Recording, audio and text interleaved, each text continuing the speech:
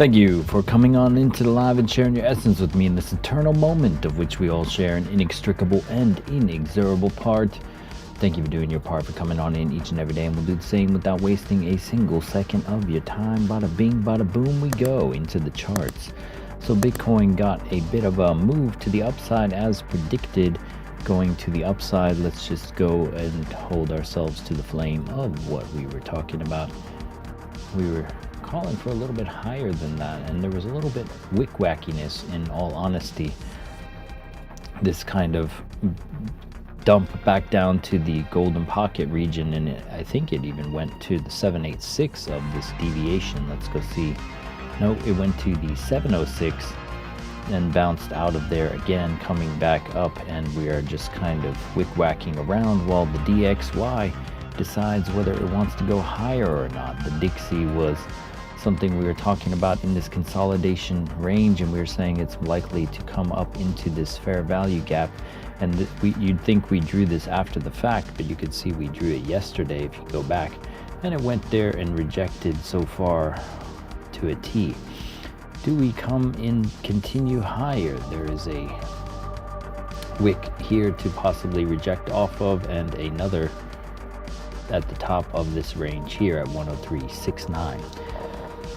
Meanwhile, the Nasdaq came down and bounced off of a node here, a volume node, and then started to bounce up through the point of control, coming to a deviation from the open at that 618. And yesterday we managed to capture some ticks on that. Overall, 929 ticks captured. Had some losses too, 64% win rate, but overall we were on point. All our trade alerts were put out in the channel, so shout out if you got that. The biggest trade there was like a 200 tick trade that we took, and that was on NAS yesterday. Very bullish bounce off of the pocket there, and we were seeing a bunch of trapped traders. So where do we want to go from here? Essentially, we've been range trading for Nasdaq. We're kind of in this channel here. If we go even further over this way, it's just kind of a channel that we're in. Same with Bitcoin, and we are kind of holding this point, coming back to this point of control range. A lot of volume traded in this region.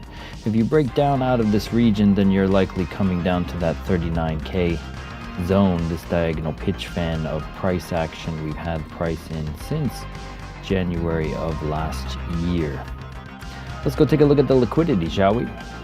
What is high block, you say? Well, people lock that liquidity into the charts to get burned to a crisp by the market maker for not using a stop loss, and we get to see where those crispy characters are. So let's do it now.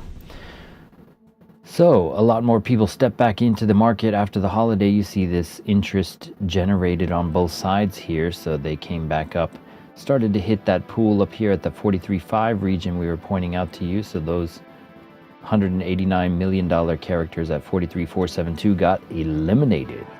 Fatality. Meanwhile, they induced some longs down here in the 100x fashion, so they're starting to drift back into these 100xers.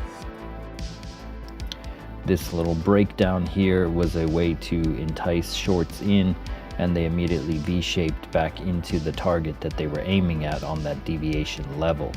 What do I mean by deviations? So let's go into that a little bit today. So we're going to go into that before we throw on our oscillator. If you know, you know. If you don't, you don't. So the initial impulse here, this impulse, this initial impulse we came back into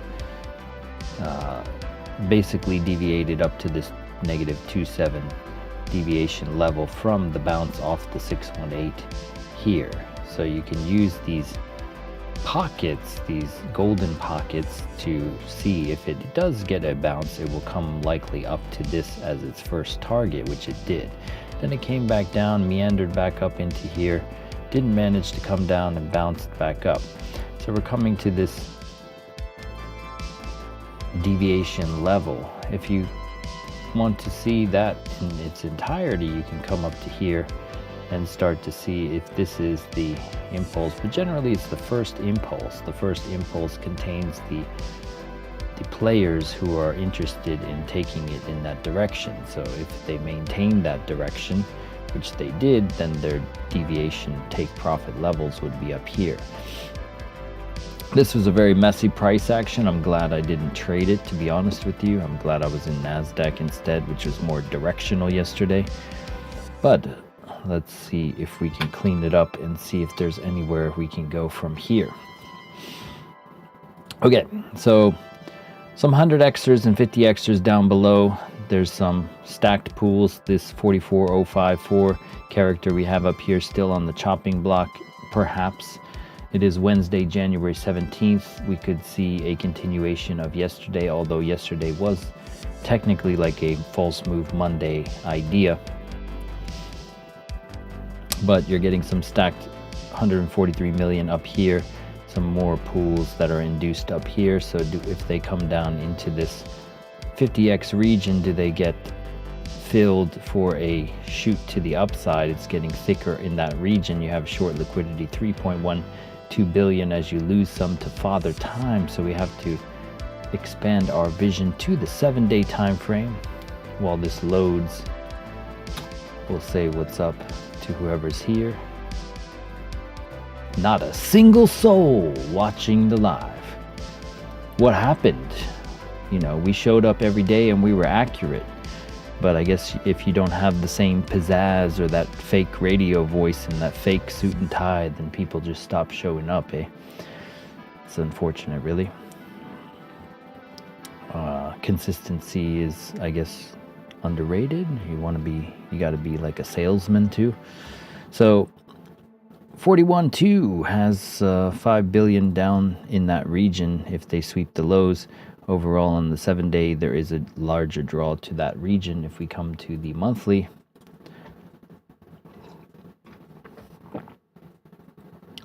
coming to that 39K, potentially speaking, even if we come up into this 44, 45, we could be fading into this region. It's kind of what we're looking at on our charts in the pools we've been outlining for the last few days, or weeks rather. Even coming down as low as 34 over the retrace halving. Check out that Rect Capital post about the phases of the halving. Very good resource. Guy did a good deep dive about that pre-halving retrace. So that could be on the chopping block soon. And so that's why they're fading and faking out the shorts, trying to scare them out. And eventually we'll get to a certain point where they possibly enter a possible zone for shorting. All right. Oh, what am I doing? Minimizing stuff. All right. And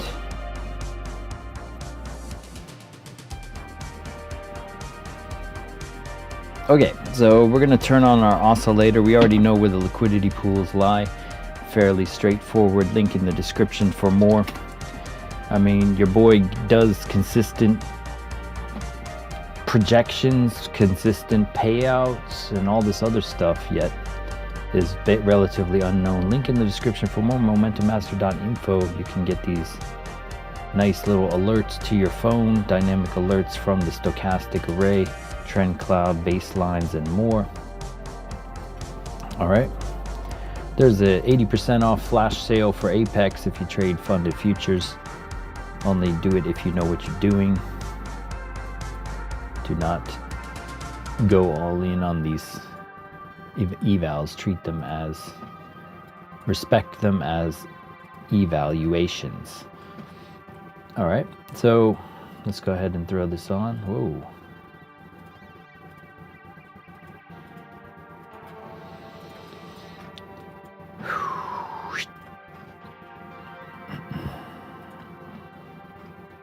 Oh, whoops, we have the light on, the light version.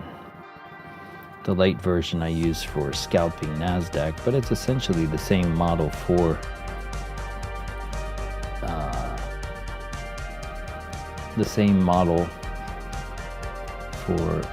the baselines and whatnot. All right, so the thing we're looking at, of course, on the 3-day is this cross down event. We've been saying it since the 15th of December, and that the possibility of this retrace happening is something 18% here, 18% there on the cross down. There's rarely a fake out. Even if there is a fake out that goes higher, it eventually plays out. So does this eventually play out for a deeper retrace into that 40K, 39, come back to this cloud adaptive zone? That's kind of what I would like to catch in terms of a swing play, because the majority of this has already played out as people get bullish. What is our fear and greed up? We're up to 60. It's even Steven. Not so high per se.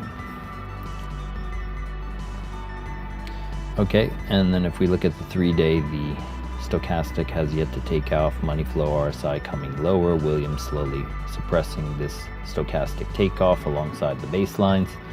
It's kind of holding in a certain level here. Let's go ahead and remove this channel. You already know it's in the channel.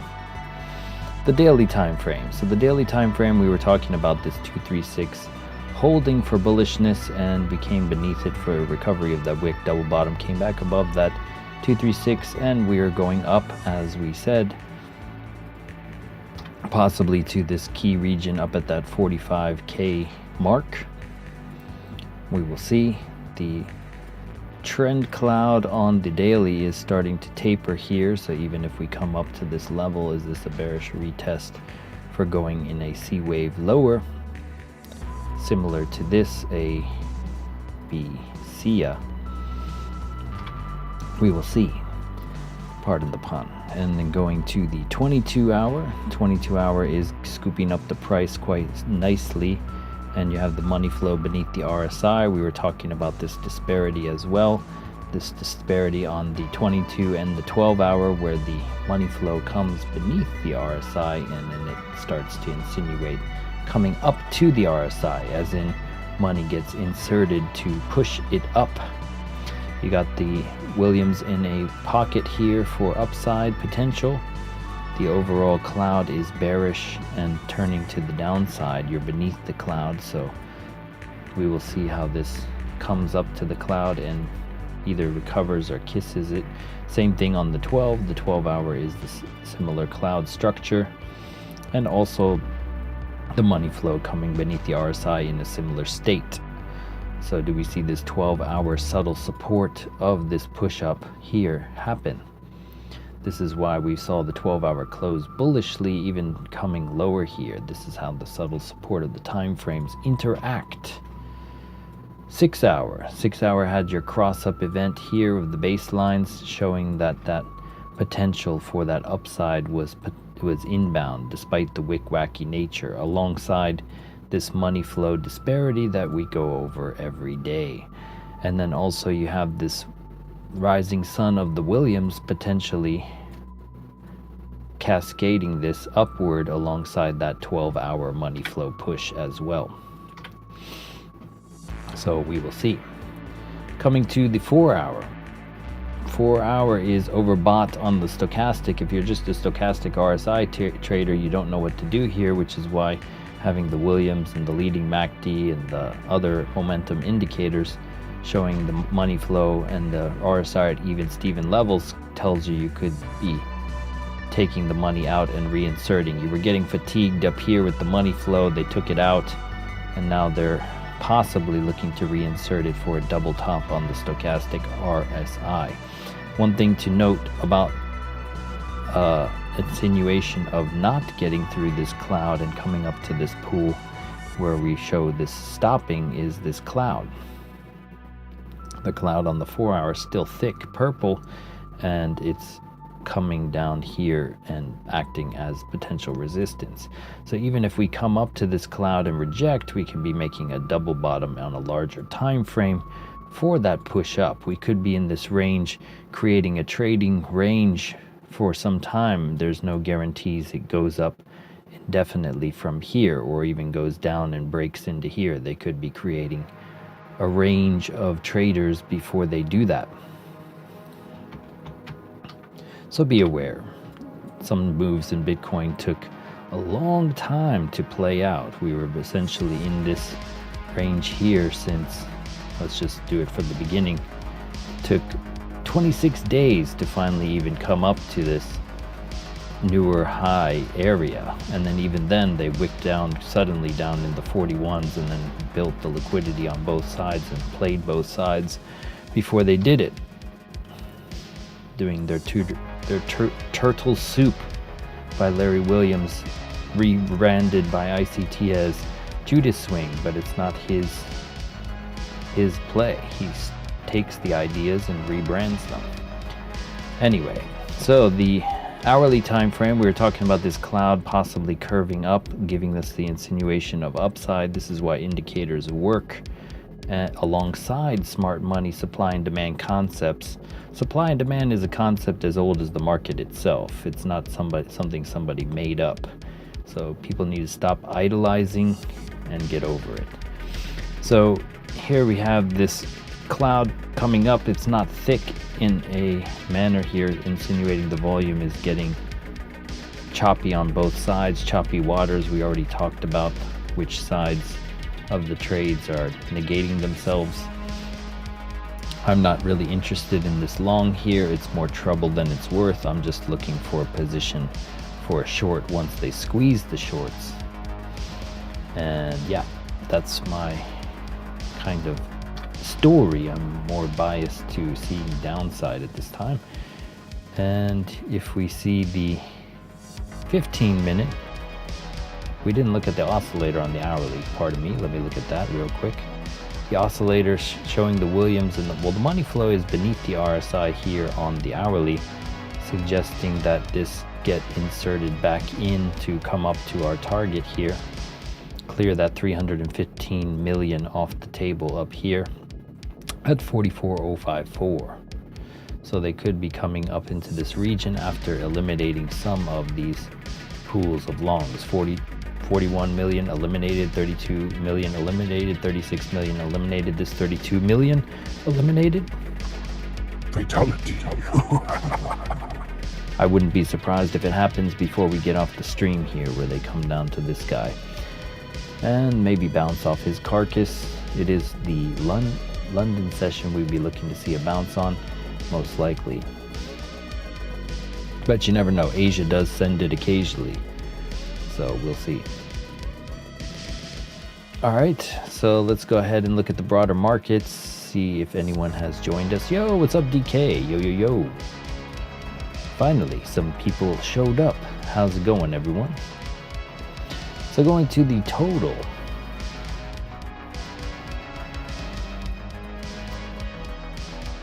Total market cap. We had that nuke lock in on the 12-hour. Perfect, picture perfect. Boom, comes down, getting 6 time frames oversold, coming back for a potential bearish retest kiss of this cloud if we can't get above it. That is something to notice on the total market cap of crypto. Are we going to get above this? Even if you do, there is some fair value gap regions in here. This is a bit big of a range, so we have to go to an hourly time frame to narrow it down. You can do like this.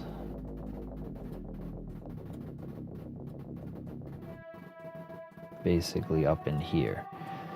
So even if we wick up into this region, once again, if you're unaware of how to do fair value gaps, fractal break imbalance, fair value gap, liquidity void indicator, we'll put this on your charts to show you where to put it. The red one, I guess, is higher probability or more volume. I don't know how it's calculated, but yeah, it's a nice little indicator until you get the hang of what causes them to be there. We've gone over what that is in the past, but you're getting the same thing for Bitcoin. Does this come up? Does the total market cap come up to here and reject and come down?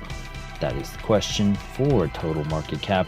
Total 3 is going a little bit more sideways as it's paralyzed as well.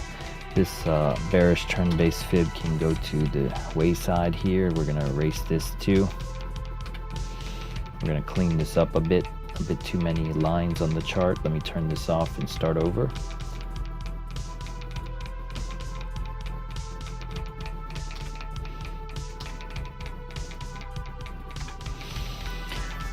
This is for the, wait, what was that that I deleted? Oh, that was a daily support, then I should delete that.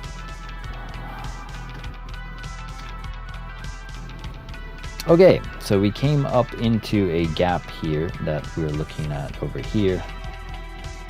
This gap on the 6-hour time frame over here, and this is a daily resistance, support and resistance zone, some wickage from back in 2021. So this is why I draw that yellow line. So we got some resistance off of that level at $521 billion. We're going sideways because the dollar, they want to see if the dollar can make it through this gap or not. Does the dollar reject off this gap and come back down to here, or does it come up to a higher gap and reclaim it? You have a lot of news inbound. You always have to keep abreast to the news. You have some Chinese currency news coming soon, which is all doctored, by the way, because the CCP are tyrannical liars.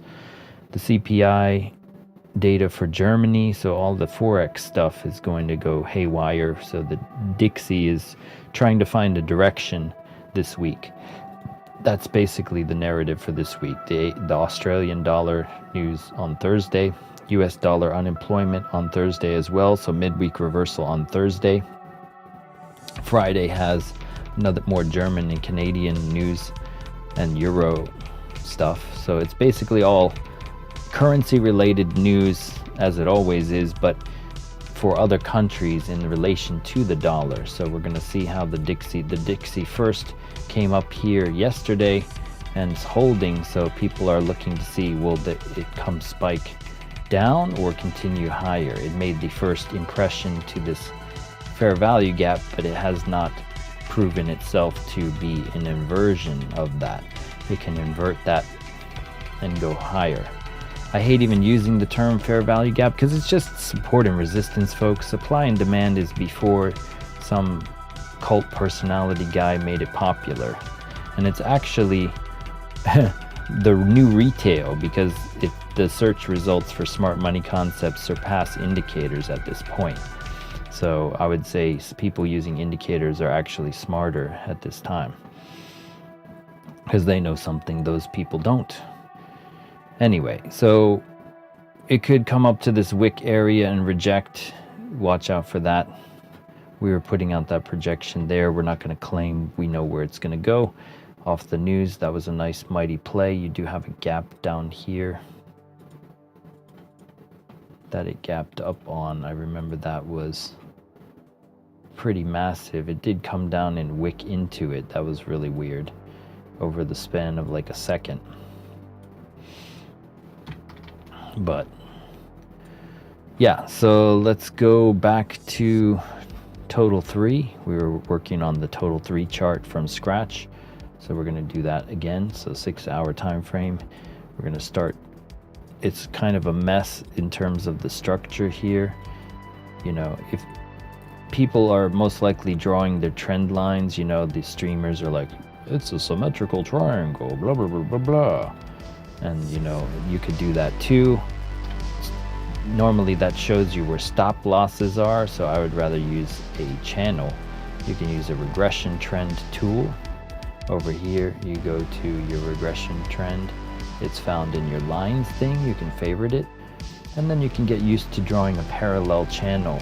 You can kind of use parallel channels for your premium and discount ideas for overbought and oversold regions. So we're currently above this, and do we kind of see ourselves coming higher into this liquidity on the total 3? One thing we got to look at for an impulse on this impulse continuation idea. One high impulse, the latest one, was over here. From this impulse to this retrace zone. So we still maintain this 236 path of $446 billion on total 3, and we've tried to come down and sweep it. We've held this region, this support structure of the bullish trend base fibs has held. So we're starting to come back above this 786, coming back into the one take profit levels. We came up to the 1382. The confluence is pretty good. Do we make it to the 1618 up here at 537 and recover this entire gap? That is the question. So we are currently above a reaccumulation zone. They came back, reaccumulated, taking profits in this pocket. This 1 to 1382 is a bullish trend-based pocket profit region for the 236 entry people. And yeah, so do they come a little bit higher on that? You could be looking at little mini trend-based fibs within that, taking this impulse and retrace here, and the 236 holding at that 786, and now we're at that resistance level to go up higher into this 1382 over here. We previously bounced up into that little mini pocket, and we're coming back down to potentially come, and the confluence on confluence to come up to this region. So the alt's looking like it could possibly bounce up into this region alongside Bitcoin, which means the dominance is likely dropping down here and failing on this 618. So we can go to a deep retrace and potentially come lower on the dominance.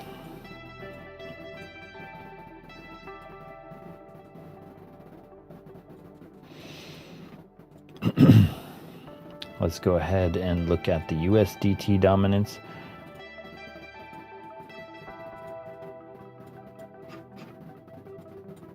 So the USDT dominance, we are looking at potentially coming lower. We have this cross down event of the 6 hour. This means bullishness for Bitcoin if it comes down to that region. You had a lot of wackiness because this is a shallow retrace region. This whole range is just consolidating in nature because of the total 3 swap. People taking their profits from Bitcoin, putting it in the alts, and so the USDT doesn't go anywhere because they keep washing it to make more profits using the alts. So coming back to the cloud ultimately is what we were looking at on the 12 hour. If I recall correctly, we're seeing this cloud flip on the 12 hour, and are we coming back lower? The 12 hour cloud also giving you this cross down event. This means that you could be coming down again, which means bullishness for the market as people put USDT into trades. We're not going to put that up there just yet. We'll just keep it as it wants to go down from here. What does it do at the cloud is the next step on the thing. So the total 3 possibly coming up, alts getting a little bit of rally as Bitcoin dominance drops down further, coming down to a potential range beyond this region, breaking down from this and coming into the 706 or below, and the USDT dominance wanting to come down as well. So we could be seeing some upside today is what it looks like to me. It all depends on the dollar and the news. You got a lot of red folders today. Let's go ahead. Yeah, you got the how does it react here? Do we get above that cloud? Okay. Let's go see if you guys have anything to request to take a look at. Does anyone have anything they want analyzed? So you're getting a lot of wackiness around the hourly cloud, but overall that push up into that $315 million pool that we were talking about for days now up here, 44,054, seems to be the case that it wants to draw into. If we look at the crypto bubbles, but it looks like it's holding the range, so the alts are playing ball. So whatever alts you're looking at could be having some fun stuff. Let's see what the ETH BTC is doing. ETH BTC taking off from our rocket ship that we pointed out down here. Boom. We're also talking about ETH itself, holding this range, being more bullish off that golden pocket bounce. Okay, so let's go see. Thoughts on Chainlink being the main oracle of crypto. Chainlink being the main oracle. I mean, it's one of the strong ones that you always hear about that still, you know, has activity and liquidity. Main thing is to look over here in the how much volume is traded within it and be wary and size accordingly, because if there's low liquidity, you have trouble getting out if you have a large position. So it depends on how much you're trading in here, but it's one of the ones that remains bullish most of the time. We were talking about this 236 back here in October when somebody brought it up before. We were looking at a range up here at 18,751. We have yet to come back into that. The last time we rejected off of the 1618, nearly off the 1618. We've been playing out the 3821 region for some time.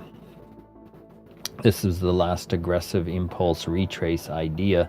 So this was your bullish trend-based fib levels to look at. They've been respecting the 6.5 and the 706 quite nicely. And this is why we use trend-based fibs, because it can help you project into the future key levels without needing to look left. And most likely the left will also coincide with them. So it'll just be confluence on confluence. But in terms of how it looks right now, you have this cloud on the 6 hour holding, and the 4 hour looks like it reset. How do I find this stuff out so quickly? Well, I have this little stochastic panel. It tells me what the stochastic is on 4 time frames immediately, saving me a lot of time. So I can see that the 4 hour is low, so we're likely having this 4 hour push up. So the 6 hour cloud we just saw, it was above and kissing off of twice, and the 4 hour we bounced once, we bounced twice. One thing that is ambiguously against that idea is this cross down event of the 4 hour. However, we're holding the baselines showing that potential negation as the 4 hour wants to reset and go higher. If the alts are playing ball, if you're a typical pattern trader, you have this shoulder, head, and potential complex shoulder idea, double shoulder. So you could be coming out of that. And if it does, then you have this impulse retrace idea here you can take as a measure. If you stay above this 236 here at 15,313, you could be coming up into these regions here. That 18,1 level being the key zone. So coming up into this range, this would be your range high area, 17,666. So if you hold that 236, you could be coming up into here for a link. About fundamentals and news and all that stuff, I don't really follow it so closely because a lot of it is engineered, let's say, by exchanges and other things to basically, exchanges are ways of grabbing money. You can go to coinglass.com/liquidation data, and you can see where the latest liquidations are. A lot of them are in the alts. Some guy just lost $366,000 in Sol, and that's because there's low liquidity, so the exchanges can manipulate for days, which is why they pay the influencers to get you to use their shill links so they can get paid when you lose too. So the people, the influencers, get money whether you win or lose, so they don't actually care if you win or lose. Yeah, it's one of those weird cycles of the exchanges, so be careful. If you trade low liquidity stuff, use a according margin and leverage that is not gambly in nature. But yeah, going to coinglass.com liquidation data, you can see in the last 4 hours, ETH, BTC, so there's a lot more lost in the alts than there is in Bitcoin. Only 4 million in Bitcoin, but majority lost in ETH. And in the last hour, some in SLI and Sol. 12 hours, you had a lot in BTC, but because of the wick wackiness in the last 24 hours, most in BTC. But you can see where somebody gets liquidated and what time and what the value of their account was. 5 grand lost, 14 grand lost, 1,000 lost. So these exchanges make hand over fist on people trading the alts, essentially gambling patterns and stuff that's not really there. Unless you're looking at like footprint charts and stuff. Once you start looking into the order flow and you see what's inside a candle, like I personally don't really have an interest in the altcoins so much unless you're trading like $100 or something. But if you're trying to do like a margin of like $6,000 or something, then it's a little bit too scammy for my taste personally, if you wanted to know my opinion about alts. But I have made some pretty pennies off of alts before, but it was kind of fun. It was just fun during the metaverse days of the alt space. With the FTX failure, the Luna collapse, all of this other stuff, like alts have really taken a hit in terms of credibility. So it takes a lot to get me to even know that they're a real project. But Link is definitely one that's been in for the long haul. So that and, you know, a few others. So yeah, if it holds this 236, you could be coming up to these take profit regions. I would be looking at a potential take profit zone here within one of these zones if it rejects within this gap over here. If the alts decide to play ball, if Bitcoin goes continuing on its upside, even if it's slow and steady because of the dominance dropping, it will give the alts a little bit of room to breathe. So, but that's not financial advice, that is just my humble opinion. And yeah, let's go see if you have anything else. Thanks, Bryce. So let's go ahead and yeah, wrap it up in a nutshell. So things to look out for. You got the 6-hour cross-up event on Bitcoin. The dominance for Bitcoin dominance kind of going down, giving the alts a little bit of breathing room.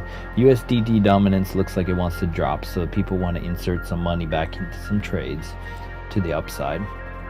And yeah, the dollar potentially rejecting off of this fair value gap. If it respects this halfway mark and starts to come back down, even if it's slight and it comes back down to this small gap down here, that small little gap retrace idea, even if it comes down here, finds a bullish order block and then breaks through, this small downside path could be a path to giving some reprieve for the risk on assets to continue higher. We're above the point of control on NASDAQ, so coming back to here is not that hard to imagine. You have the cloud on your side. And so yeah, what is in the cards? Are we going to come back above that point of control for BTC as well? If I had to place a bet on this wackiness for Bitcoin, I would say it's just slowly but steady going up to that pool and potentially coming back to equilibrium up here.